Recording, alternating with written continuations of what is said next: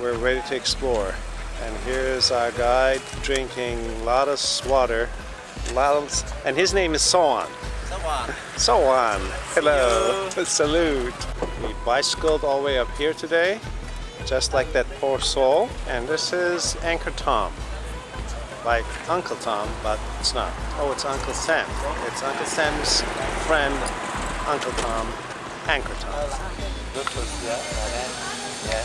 But the temple right now it has 37 towers. 12 towers they were overgrown, fall down, broken by the nature.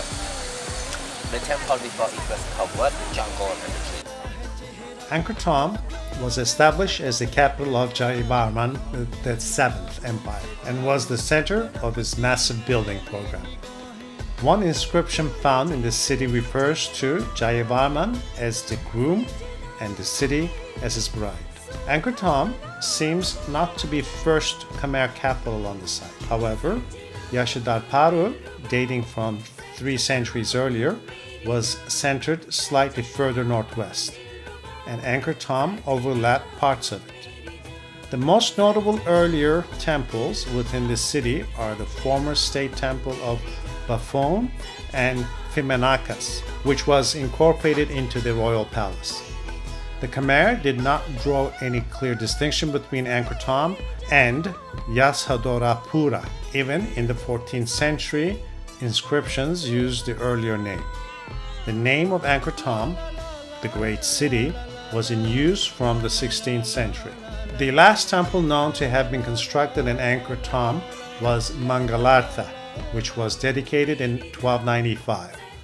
Thereafter, the existing structures continued to be modified from time to time, but any new construction were in perishable materials and have not survived. The Ayutthaya kingdom, led by the king Boromachihatiras II, sacked Angkor Thom, forcing the Khmer under Phonhi Yat to relocate their capital southeast to Phnom Penh. Angkor Thom was abandoned sometime prior to 1609, when an early Western visitor wrote an inhabited city as fantastic as Atlantis of Plato. It is believed to have sustained a population of 80 to 150,000 people.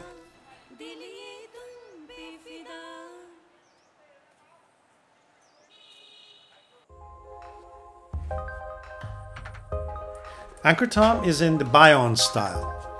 This manifests itself in the large scale of the construction, in the widespread use of laterite, in the face towers at each of the entrances to the city, and in the naga carrying giant figures which accompanies each of the towers.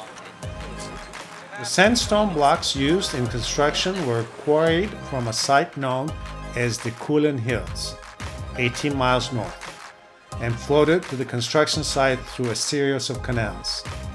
It is unknown how long construction took to complete, and according to some interpretation, it was never fully completed.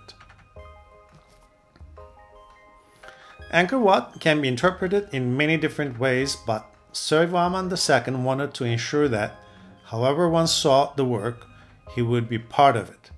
Yasovarman II is depicted in a statuary as Vishnu consorting with the god and performing his responsibilities as ruler, such as reviewing his troops and holding court.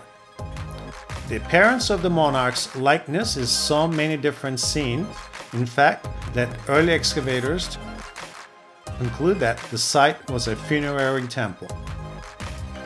There are compelling reasons to come to this conclusion.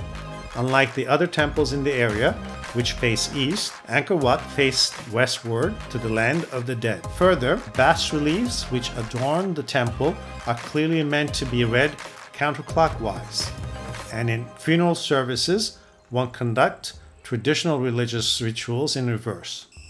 If any evidence had ever been found, Yasovarman its burial at the site, there would be no contesting the claim for it as a funerary temple. However, there is no evidence of this.